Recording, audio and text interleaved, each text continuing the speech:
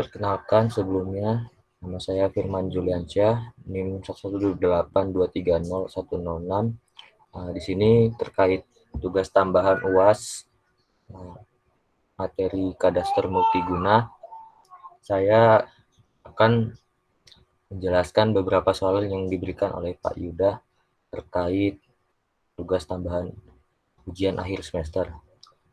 Di sini yang pertama, kebijakan negara atau sesudah terbitnya peraturan Kementerian ATR BPN tentang pengukuran 3 dimensi.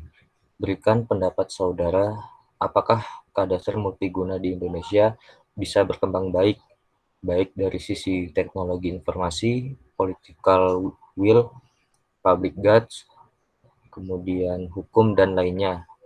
Baik, saya jawab. Indonesia adalah negara berkembang dengan tingkat pertumbuhan ekonomi dan penduduk sebesar 1,49 juta jiwa per tahunnya. Kemudian pada tahun 2010, Indonesia merupakan negara nomor 4 terbanyak di dunia dengan jumlah penduduk sekitar 237,64 juta orang. Menurut data BPPS tahun 2013. Pertumbuhan ekonomi dan penduduk yang tinggi mengakibatkan intensitas kebutuhan dan penggunaan lahan, terutama wilayah perkotaan. Ketersediaan lahan yang terbatas dan tingginya harga lahan di wilayah perkotaan mengubah pola penggunaan lahan menjadi lebih efisien.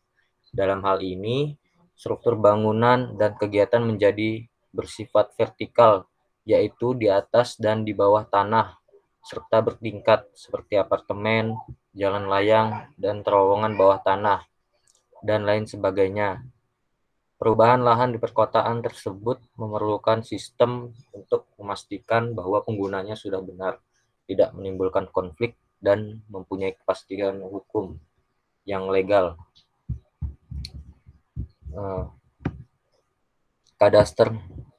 Kadaster merupakan sistem pendaftaran tanah yang komprehensif mengenai kepemilikan penggunaan suatu objek bidang tanah.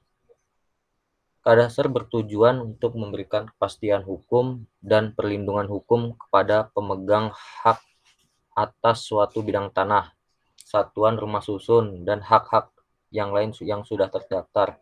Saat ini, sistem kadaster yang dianut di Indonesia adalah berbasis persil 2 dimensi, di mana pendaftaran tanah masih dilakukan berbasis pendaftaran persil. Seiring dengan perubahan struktur bangunan dan kegiatan akibat intensifikasi, penggunaan lahan memerlukan informasi keuangan 3 dimensi. Maka sistem pengelolaan kadaster insentifikasi penggunaan lahan memerlukan informasi keuangan 3 dimensi. Perlu dikembangkannya menjadi sistem kadaster 3 dimensi. Terkait peraturan kementerian yang terbaru, Kementerian Agraria dan Tata Ruang atau ATR, Badan Pertahanan Nasional menerbitkan peraturan Menteri ATR/BPN nomor 1 tahun 2017 mengenai program percepatan pendaftaran tanah sistematik lengkap atau biasa kita kenal dengan PTSL.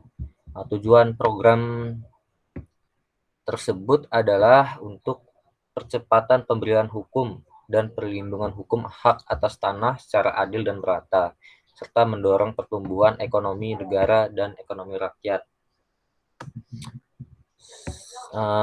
Namun, dalam menjalankan program tersebut, telah ditemukan bahwa terdapat masalah atau sengketa menurut Permen ATR BPN nomor 11 tahun 2016 dalam hal kepemilikan tanah dan ruang penguasaan tanah negara, tanah dan ruang yang terkena bencana alam, pengembalian batas dan pewaris tanah, sehingga perlu diluruskan kembali dan membagi pengetahuan kepada seluruh masyarakat Indonesia untuk mengetahuinya. Pada penelitian yang saya baca, ini akan mengangkat kasus rumah susun. Contohnya ya, kita ambil saja contoh kasus rumah susun. Penduduk yang mempunyai hak atas ruang dalam rumah susun atau apartemen yang mengalami kerugian akibat bencana alam dan memperjelas dan mengetahui atas hak kepemilikan tanah dari masa lalu sebelum dijual atau dipecah, masa sekarang dibeli atau dihibahkan ke pewaris, dan pada masa depan atau kredit atau ahli waris, sehingga mempermudah penyelesaian sengketa di kemudian hari. Dalam kasus ini, pemerintah Indonesia sebaiknya menggunakan suatu metode baru untuk memecahkan atau memberi solusi pada sengketa tersebut. Perlu adanya pengembangan sistem informasi kadastral 4 dimensi, atau bisa kita sebut juga 3D Cadastre plus Time, untuk mengetahui suatu kepemilikan yang diketahui dengan posisi titik koordinat XY dan titik ketinggian dalam rumah susun, atau bisa kita notasikan dengan Z, dan sejarah atau histori atau waktu yang mengetahui suatu kepemilikan hak atas tanah berdasarkan tahun pada masa lalu, pada masa sekarang, dan masa depan. Di sini dalam hal sisi teknologi informasi, sistem kadastral 3D Badan Pertahanan Nasional dalam keputusan Presiden nomor 34 tahun 2003. Oke, next slide.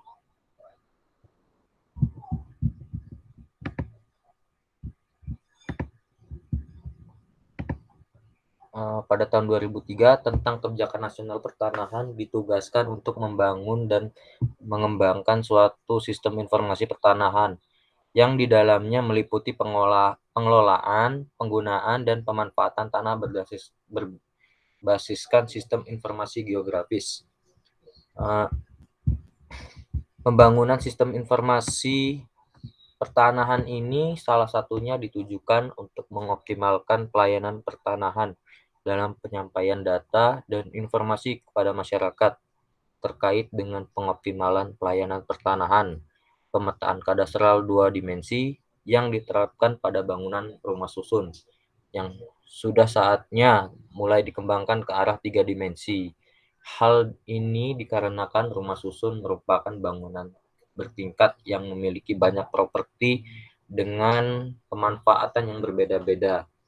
Sebuah model 3 dimensi yang memberikan kemudahan bagi pengguna untuk memiliki posisi virtual dalam peta. Keakuratan memberikan kemudahan bagi pengguna untuk memilih posisi virtual dalam peta. Keakuratan yang lebih baik dalam memahami dan menginterpretasi peta, serta untuk menampilkan bentuk yang lebih perspektif dan dapat memperlihatkan bentuk secara real, sehingga dapat memberikan informasi dari bangunan fisik yang ada. Kemudian implementasi kadastral 4 dimensi, perkembangan teknologi sudah tidak bisa lagi dihindari ya.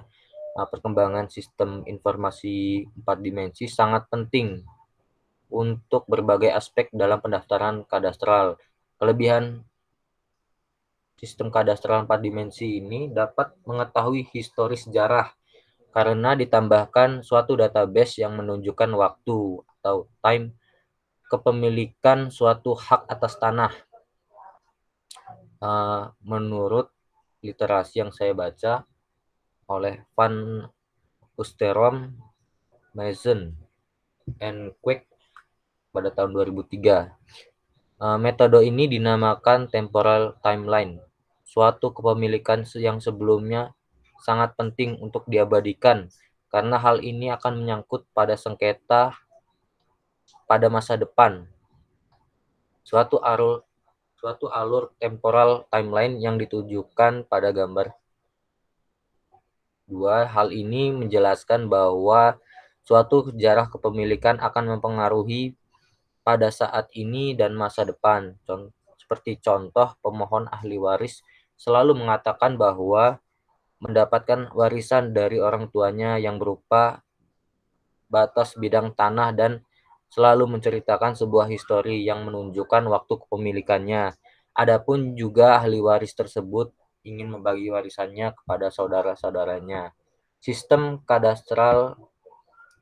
Sistem informasi kadastral 4 dimensi atau biasa kita sebut dengan SIG4D adalah suatu metode baru dalam survei pengukuran dan pemetaan kadastral yang mengutamakan sejarah atau waktu kepemilikan hak atas tanah dan pengukuran 3 dimensi. SIG4D ini sangat penting untuk pendataan dan pengukuran di Indonesia, sehingga perlu dilakukan pengembangan dan inovasi dalam pembuatan software sistem kadastral 4 dimensi dan diperlihatkan di suatu sistem website dengan tingkat keamanan yang tinggi.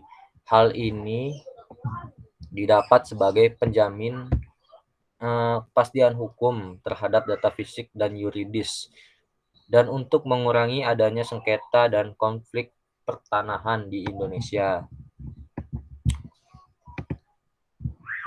Oke, selanjutnya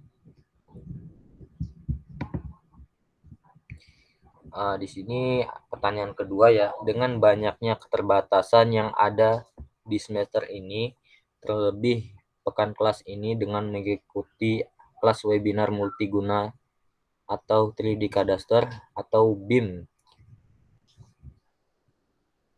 Mohon maaf, slide-nya terbalik. Atau BIM, baik Kementerian ATR BPN ataupun Supermap maupun lainnya, menurutmu mata kuliah kadaster multiguna itu yang baik perkuliahannya di siapa saja ya, dan capaian yang ingin didapat dengan keadaan realistis dengan kondisi sekarang itu apa saja ya? Baik, saya jawab. Sudah lebih dari 2 tahun ya kita terjangkit, kita mengalami kondisi di mana semua kegiatan dibatasi, terutama perkuliahan di kampus. Nah, hal ini menyebabkan kurangnya efektivitas dalam pembelajaran, sehingga saran saya untuk kelas kadastra multiguna ini, apa yang telah dilaksanakan seperti mengikuti webinar-webinar itu sangat penting, dan juga untuk perkuliahan secara daring ini lebih ditekankan untuk mempelajari beberapa jurnal terkait dengan kadaster ya, karena untuk perkuliahan yang disampaikan itu maksudnya untuk perkuliahan yang telah disampaikan oleh dosen pada perkuliahan itu mungkin hanya sebagian kecil yang disampaikan dari ilmu-ilmu kadaster ya. Untuk menambah pengetahuan perlunya penambahan literasi, di mana diberikan tugas oleh dosen mengenai materi kadaster multiguna ya. Kemudian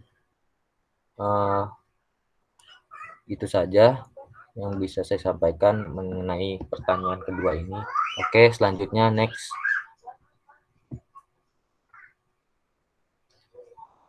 Oke, nomor 3, dengan adanya 2 kelompok yang hanya 2 orang saja per kelompoknya, jawab dengan jujur siapa sih yang paling effort di kelas kadaster multiguna. Selain itu, siapa yang paling effort di masing-masing kelompok?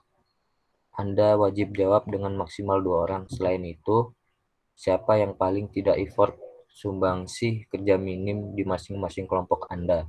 Baik, saya jawab. Untuk tugas besar yang telah dilaksanakan yaitu melakukan pendataan, inventarisasi, kemudian melakukan pembuatan struktur ya, pembuatan kondisi ruangan yang ada di gedung F, terutama kelompok saya kelompok 9 mengambil contoh ruangan prodi geomatika ya. Untuk yang paling effort menurut saya di kelompok kami itu kami kerja semua dan tidak ada yang tidak mengerjakan atau membantu proses tugas besar ini pada kelompok ini. Tetapi untuk effort yang paling besar menurut saya dilakukan oleh saudari Dinda, karena pada saat kegiatan survei, kami bertiga survei di prodi, saya, Bayu, dan Dinda. Kemudian pada saat pembuatan suasana atau pembuatan dengan menggunakan software SketchUp, Dinda pun berkontribusi dan juga membuat laporan juga. Kemudian untuk yang paling tidak effort menurut saya, untuk lebih bahasanya ditekankan pada minim kerja ya, bukan tidak ada kerjaan sama sekali atau tidak melakukan pekerjaan berkelompok, namun ada hal yang secara teknis membuat saya memilih orang ini sebagai orang yang tidak effort ya. Saya memilih Yopi ya, karena di grup WA juga tidak aktif ya, dan sedikit yang dia kerjakan. Mungkin itu saja ya. Baik, terima kasih apa yang dapat saya sampaikan, saya katakan yang sebenarnya. Mungkin kalau ada salah kata ataupun hal-hal yang sensitif untuk dikatakan, saya pribadi mohon maaf yang sebesar-besarnya. Terima kasih. Assalamualaikum warahmatullahi wabarakatuh.